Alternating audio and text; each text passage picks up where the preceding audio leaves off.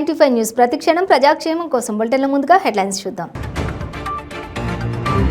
వైఎస్ఆర్ లా నేస్తం నిధులు బటన్ నొక్కి విడుదల చేసిన ఏపీ సీఎం జగన్ దేశంలో ఏ రాష్ట్రంలో లేదని వెల్లడి.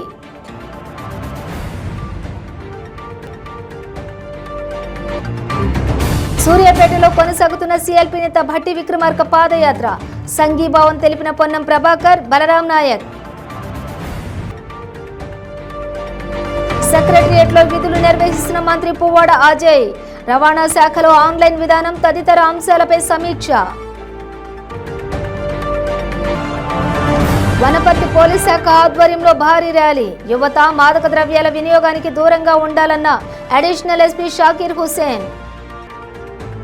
ఇక డీటెయిల్స్ చూస్తే వైఎస్ఆర్ లా నేస్తం పథకం దేశంలో ఏ రాష్ట్రంలో లేదని, కేవలం మన రాష్ట్రంలో మాత్రమే జరుగుతుందని సీఎం జగన్ పేర్కొన్నారు. అడ్వకేట్లకు అన్ని రకాలుగా మంచి జరగాలనే ఉద్దేశంతో 100 కోట్లతో ఇప్పటికే వెల్ఫేర్ ట్రస్ట్ను ఏర్పాటు చేసినట్లు తెలిపారు. ఈ ట్రస్ట్ ద్వారా మెడిక్లెయిమ్ కాని ఇతరత్ర అవసరాలకు ఈ ఫండ్ నుంచి 25 కోట్ల సహాయం చేయడం జరిగిందన్నారు. న్యాయవాదులకు రాష్ట్ర ప్రభుత్వం తోడుగా నిలిచిందని, ప్రభుత్వం తరపు నుంచి న్యాయవాదులను కోరేది ఒక్కటే, జూనియర్లుగా ఉన్న న్యాయవాదులు ప్రతి ఒక్కరూ కూడా దీనివల్ల మంచి జరిగితే మీరు స్థిరపడ్డాక ఇదే మమకారం పేదల పట్ల విశ్వాసం చూపించాలని అన్నారు. 100 కోట్ల రూపాయలతో అడ్వకేట్ జనరల్ ఆధ్వర్యంలో ఇప్పటికే వెల్ఫేర్ ట్రస్ట్ ను ఒకటి ఏర్పాటు చేయడం కూడా జరిగింది. ఆ వెల్ఫేర్ ట్రస్ట్ నుంచి న్యాయవాదుల అవసరాలకు, అది మెడిక్లెయిమ్లు కావచ్చు, వారికి ఇస్తా ఉన్న వారి అవసరాల మేరకు వారికి రుణాలు కావచ్చు, ఇంకొకటి కావచ్చు, రకరకాల పద్ధతులు ఇప్పటికే ఆ వెల్ఫేర్ ఫండ్ నుంచి, ఆ వెల్ఫేర్ ట్రస్ట్ నుంచి దాదాపుగా మరో 25 కోట్ల రూపాయలు కూడా అడ్వకేట్లకు అంతా కూడా సహాయం చేయడం కూడా జరిగింది. ఇదంతా కూడా ఈ 4 సంవత్సరాల కాలంలో నిజంగానే అడ్వకేట్లకు రాష్ట్ర ప్రభుత్వం తోడుగా ఉంది అని చెప్పే ఒక గొప్ప సంకేతం ఈ 2 కార్యక్రమాల ద్వారా జరుగుతూ ఉంది. సీఎల్పీ నేత భట్టి విక్రమార్క చేస్తున్న పీపుల్స్ మార్చ్ పాదయాత్రకు మాజీ ఎంపీలు పొన్నం ప్రభాకర్, కేంద్ర మాజీ మంత్రి బలరాం నాయక్, మాజీ ఎంపీలు సురేష్ షెట్కర్, సిరిసిల్ల రాజయ్య సంఘీభావం ప్రకటించారు. సూర్యాపేటలో ఆయనతో కలిసి పాదయాత్రలో పాల్గొన్నారు.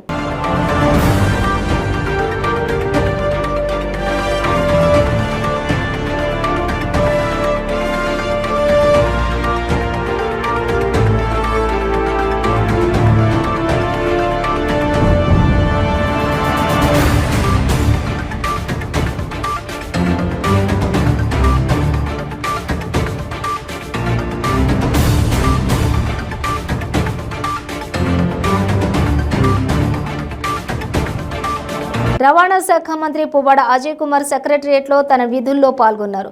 సీఎం కేసీఆర్ వెంట మహారాష్ట్రకు వెళ్లాల్సి ఉన్నప్పటికీ ఆయన సూచనల మేరకు సెక్రటరియట్లో విధుల్లో పాల్గొన్నారు. ఈ మేరకు పలు ఫైల్స్పై సంతకాలు చేశారు.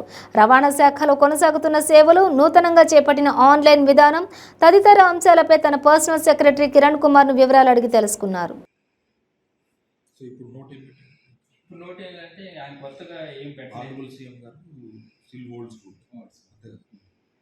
ఆర్డర్స్ ఆఫ్ దాని స్టిల్ గోల్డ్ స్కూల్ అంతే దానికి మనం అప్రూవ్ చేస్తాం.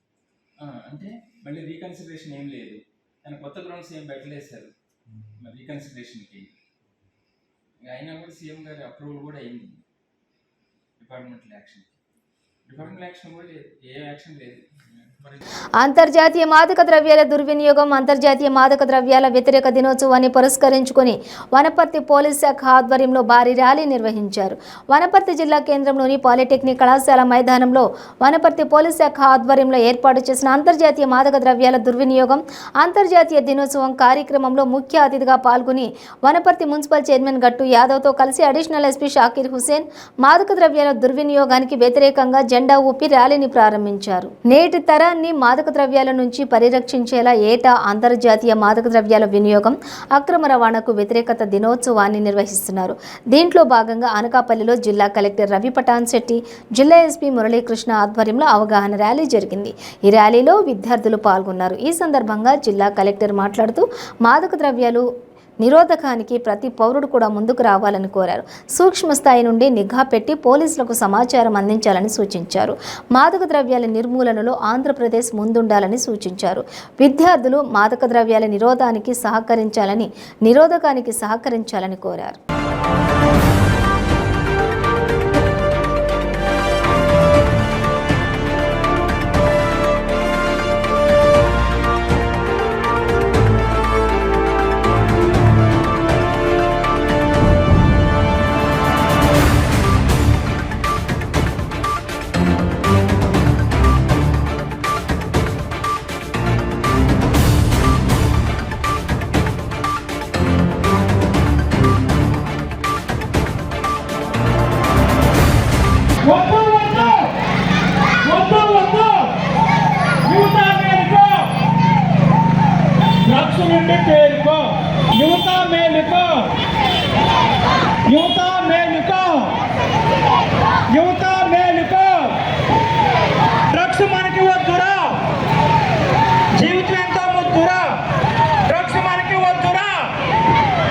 ఈ నెల 31తో గత పీఆర్సీ గడువు ముగుస్తుండటంతో జూలై 1 నుంచి నూతన పీఆర్సీ కమిటీని నియమించి ఉద్యోగులకు తక్షణమే ఐఆర్ ప్రకటించాలని యూటీఎఫ్ రాష్ట్ర ప్రధాన కార్యదర్శి చావా రవి తెలంగాణ ప్రభుత్వాన్ని డిమాండ్ చేశారు. యూటీఎఫ్ కరీంనగర్ జిల్లా అధ్యక్షులు మూల్కల కుమార్ అధ్యక్షతన ఏర్పాటు చేసిన జిల్లా కమిటీ సమావేశానికి ముఖ్య అతిథిగా హాజరై ప్రసంగించారు.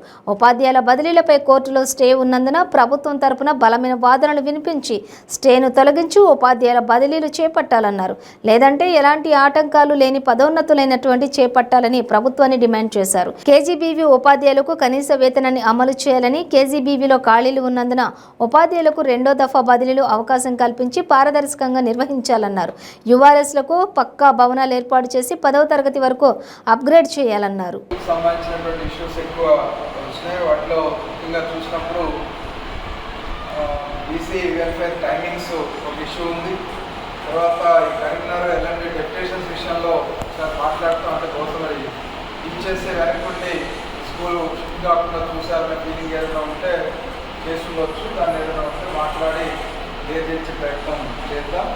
అలాగే సురేష్ గారు, మన మహేష్ గారు చెప్పినట్టు వాళ్ళు మాట్లాడిన సందర్భంలో చెప్పిన విషయాలు, ప్రిన్సిపల్స్ ఫస్ట్ బ్యాచ్లో ప్రిన్సిపల్స్గా వచ్చారు. పీజీటీగా, జేఎల్గా, జేఎల్ ప్రిన్సిపాల్గా ప్రమోట్ వస్తుంది. కానీ ప్రిన్సిపాల్ నెక్స్ట్ ఏంటి ఇది చూసినప్పుడు ఖచ్చితంగా సోషల్ వెల్ఫేర్లో ఎట్లయితే వాళ్ళ ఆర్సీఓలు, joint secretary, deputy secretary, principals నుంచి ఎట్లయితే ప్రమోషన్స్ ఇచ్చారో అదే పద్ధతిలో మైనారిటీ రెసిడెన్షియల్ స్కూల్స్లో కూడా, కంట్రీస్లో కానీ బీసీ వెల్ఫేర్లో కానీ తప్పనిసరిగా ఆ ప్రమోషన్ ఛానల్ ఇప్పించే దానికోసం ప్రయత్నం చేద్దాం. తప్పనిసరిగా రిపేర్ చేద్దామని చెప్పేసి కోరుతున్నాం. అట్లాగే ఈ క్యాంపెయిన్ స్కూల్స్ తిరిగి క్యాంపెయిన్ చేసేలో పిల్లల్ని చేర్పించుకోవడం కానీ, రిజల్ట్ విషయంలో కానీ స్ట్రెస్ ఫీల్ అవుతున్నాను. దానికోసం మనం వాళ్ళ సమస్యలన్నింటి మీద పరిష్కారం చేయాలని చెప్పేసి ఇవాళ చార్టర్ ఆఫ్ డిమాండ్ రూపొందించాం. వాళ్ళ సమస్యల మీద జూలై 17వ తేదీన జిల్లా కలెక్టరేట్ ముందు ధర్నా నిర్వహించాలి.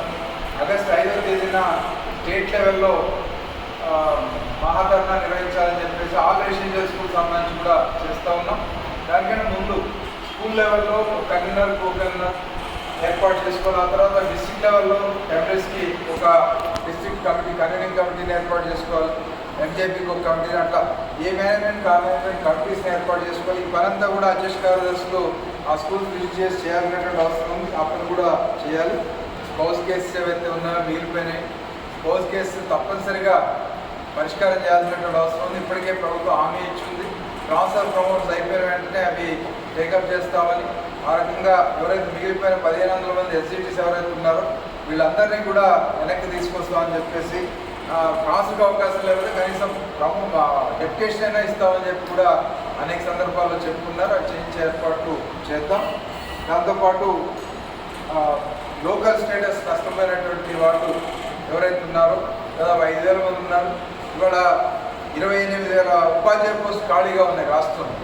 5,000 మంది ఏ జిల్లా నుంచి ఏ జిల్లాకు మార్చినా కూడా ఖాళీలో తేడా. రానున్న ఎన్నికల్లో కాంగ్రెస్ పార్టీని గెలిపించుకుని రాహుల్ గాంధీని ప్రధానిని చేసుకోవాలని కాంగ్రెస్ పార్టీ నాయకులు రెడ్డి సాహెబ్ విజ్ఞప్తి చేశారు. అన్నమయ్య జిల్లా మదనపల్లె కాంగ్రెస్ పార్టీ కార్యాలయంలో ఆయన విలేకరుల సమావేశాన్ని నిర్వహించారు. ఈ సమావేశంలో కాంగ్రెస్ పార్టీ నాయకులు సురేందర్ రెడ్డి, మెహబూబ్ ఫీర్, అల్లాబక్షు తదితరులు పాల్గొన్నారు. ఈ సందర్భంగా వారు మాట్లాడుతూ ఏఐసిసి, ఏపీసీసీ పెద్దలు కలిసి పార్టీ బలోపేతానికి అన్ని జిల్లాల్లో సమావేశాలు నిర్వహిస్తున్నారని అన్నారు. మన రాష్ట్రానికి ప్రత్యేక హోదా రావాలన్నా, దేశం అభివృద్ధి చెందాలన్నా రాహుల్ గాంధీ ప్రధాని కావాలని పిలుపునిచ్చారు. నేను కాంగ్రెస్ పార్టీలో జాయిన్ అవడం జరిగింది. అప్పటి నుంచి కూడా 2022వ తారీఖు వరకు కాంగ్రెస్ పార్టీలో ఒక సామాన్య కార్యకర్తగా అనేక సంక్షేమ పథకాలను, కాంగ్రెస్ పార్టీ విధి విధానాలను ప్రజల్లోకి తీసుకెళ్లడంలో నా వంతు కృషి చేసి ఎన్నో కార్యక్రమాలు, చేనేత సమస్యలను అయితేనేమి, ప్రతి ఒక్క ప్రజా సమస్యలను పార్టీ ఆధ్వర్యంలో అనేక కార్యక్రమాలు చేయడం జరిగింది. నా వ్యక్తిగత కారణాల వల్ల గత సంవత్సరం 2వ నెల 9వ తారీఖున పార్టీకి రాజీనామా చేయడం జరిగింది. అప్పటి నుండి కూడా నేను అనేక కార్యక్రమాలు, నేనున్న చేనేత వర్గంలో అనేక కార్యక్రమాలు, నా చేనేత సమస్యలను సంఘాల ద్వారా విన్నవించుకోవడం జరిగింది. అందులో కూడా కొంత బాధగా ఉండేది. ఈ కార్యక్రమాలన్నిటినీ కూడా కాంగ్రెస్ పార్టీ ఆధ్వర్యంలో చేస్తే కాంగ్రెస్ పార్టీకి ఒక ఈరోజు కాంగ్రెస్ పార్టీ తరఫున ప్రతి ఒక్కరికి నేను తెలియజేసేది, దేశంలో రాష్ట్రంలో రాజకీయ పరిణామాలు చాలా పాజిటివ్ ధోరణిలో వెళ్తూ ఉన్నాయి. కాంగ్రెస్ పార్టీ దేశం మొత్తం పూర్వవైభవాన్ని సంతరించుకొని ప్రజల మనోభావాలకు దగ్గరగా పనిచేసే విధంగా దేశమంతా పుంజుకుంటుంది. ఇందులో భాగంగా ఏఐసిసి పెద్దల సూచన మేరకు ఏపీసీసీ పెద్దలందరూ ఈ మధ్య జిల్లాల వారీగా సమావేశాలు నిర్వహించి కార్యకర్తలను క్షేత్రస్థాయి నుంచి ఏ విధంగా పనిచేయాలా, పార్టీని బలోపేతం ఏ విధంగా చేయాలా, 2024లో రాహుల్ గాంధీ గారిని ఏ విధంగా ప్రధానమంత్రిని చేసుకోవాలా, ప్రజల సుఖశాంతులతో వర్ధిల్లే ప్రభుత్వాన్ని ఏ విధంగా. చిత్తూరు జిల్లాలోని కుప్పం పట్టణంలోని కొత్తపేటలో భారీ పేలుడు సంభవించింది. ఓ ఇంటి ముందు భారీ శబ్దాలతో పేలుడు జరిగింది. ఈ ఘటనలో ఇంట్లో నిద్రిస్తున్న మురుగేశన్, ధనలక్ష్మి దంపతులకు తీవ్ర గాయాలయ్యాయి. మరో 2 పిల్లలకు ముంపు తప్పింది. ఈ భారీ పేలుడు దాటికి ఇంటి ముందు భాగం, కిటికీలు, తలుపులు ధ్వంసమయ్యాయి. పేలుడుతో స్థానికులు భయాందోళనతో పరుగులు తీశారు. స్థానిక సమాచారం మేరకు ఘటనా స్థలికి చేరుకున్న పోలీసులు పేలుడుకు గల కారణాలపైన ఆరా తీస్తున్నారు. గుర్తు తెలియని వ్యక్తులు ఇంటి గుమ్మం దగ్గర నాటు బాంబు పేల్చినట్లు స్థానికులు అనుమానిస్తున్నారు. గాయపడిన దంపతులను స్థానికులు సమీపంలోని ఆసుపత్రికి తరలించి చికిత్స అందిస్తున్నారు. ఆ 2 పరిస్థితి విషమంగా ఉందని వైద్యులు వెల్లడించారు.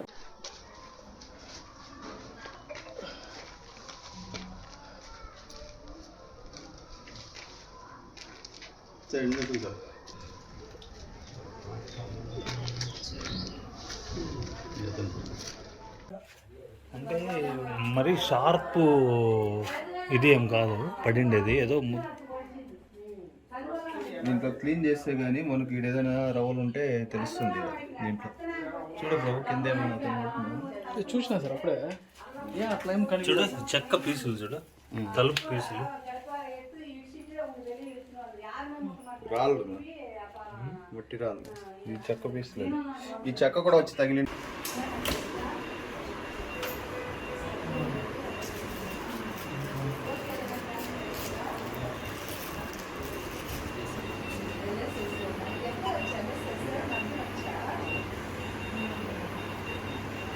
మొన్నే కాల్ చేయమని నీళ్ళు వాళ్ళు కాల్ చేయలే. సరే అనేసి ఇది ఇప్పుడు దుమ్మని చేస్తారు. వాళ్ళు వాడు సామాన్లు అమ్ముతాడు, ఆయమ్మ గారు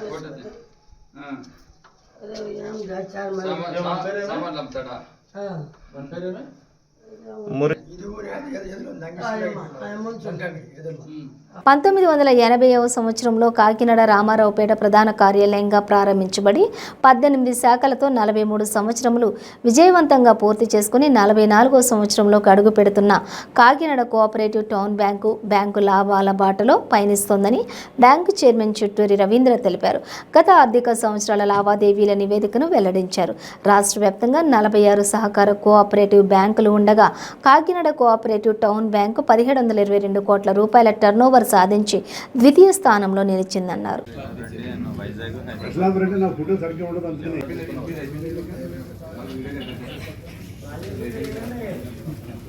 ఈ సమావేశంలో the Kakinada cooperative town bank 22-23 సంవత్సరాలకి సాధించినటువంటి ప్రగతిని మీ ద్వారా అందరికీ తెలియజేయాలన్న ఉద్దేశంతో ఈ సమావేశం ఏర్పాటు చేసుకోవడం జరుగుతుంది.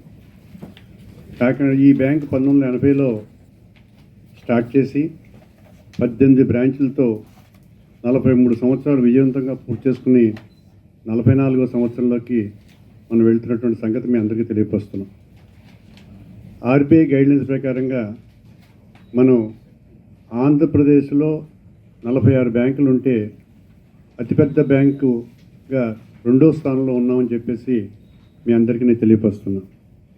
అదేవిధంగా ఆర్బీఐ గైడ్లైన్స్లో కూడా టైర్ 1, టైర్ 2, టైర్ 3, టైర్ 4 అనే 4 భాగాలుగా విభజిస్తే మనం టైర్ 3లో ఉన్నాం. ఇంకొక బ్యాంక్ కూడా టైర్ 3లో ఉంది. 46 బ్యాంకుల్లో టైర్ 3లో ఉన్నటువంటి బ్యాంకులు మన బ్యాంకు, ఇంకొక విశాఖ బ్యాంకు ఒకటే. మన బ్యాంక్కి 100 సంవత్సరాలు ఉన్నటువంటి ఏజ్ ఉన్నటువంటి బ్యాంకులు చాలా బ్యాంకులు ఉన్నాయి. ఆంధ్రప్రదేశ్లో 15 బ్యాంకులు, దాంట్లో విశాఖపట్నం ఒకటి.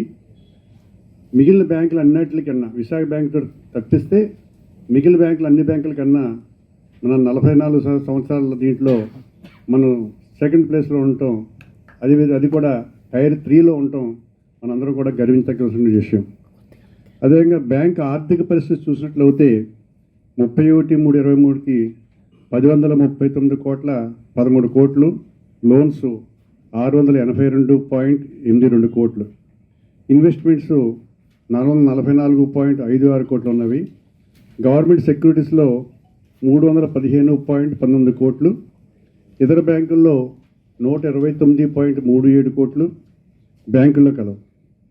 మనకి టోటల్ మెంబరు 52,728 మంది సభ్యులు ఉన్నారు. 29. పశ్చిమ గోదావరి జిల్లా తణుకు మండలం తేతలి పరిధిలో ఈ నెల 20న జరిగిన ఘటనలో తాడేపల్లిగూడెం పట్టణానికి చెందిన నల్ల జగతి కళ్యాణ్ హత్య కేసును యాక్సిడెంట్ కేసుగా తప్పుడు రిపోర్ట్ ఇచ్చారని ప్రభుత్వ ఆసుపత్రి ముందు మృతుని కుటుంబ సభ్యులు, బంధువులు ఆందోళన చేపట్టారు.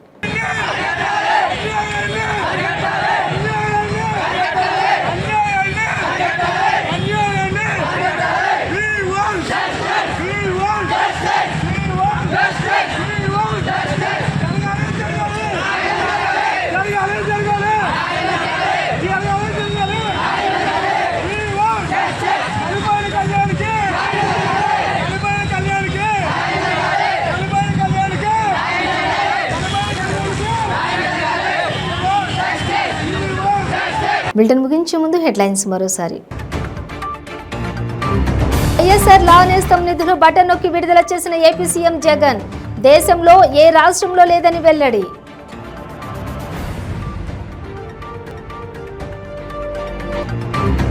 సూర్యాపేటలో కొనసాగుతున్న సీఎల్పీ నేత భట్టి విక్రమార్క పాదయాత్ర, సంఘీభావం తెలిపిన పొన్నం ప్రభాకర్, బలరాం నాయక్. సెక్రటరియట్లో విధులు నిర్వహిస్తున్న మంత్రి పువ్వాడ అజయ్, రవాణా శాఖలో ఆన్లైన్ విధానం తదితర అంశాలపై సమీక్ష.